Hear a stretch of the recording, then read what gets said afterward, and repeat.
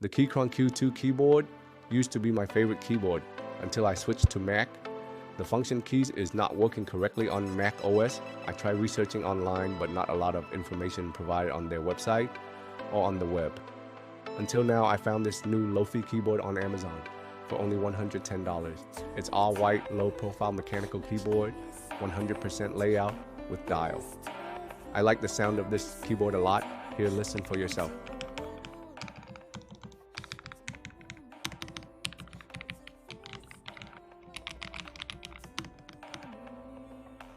This keyboard solved two issues for me. First, the function worked perfectly, and second, it's a 100% keyboard, so I have access to all of the shortcut for Blender. Two must-have for Blender is 3-button mouse and 100% keyboard with the numpad to navigate in the viewport.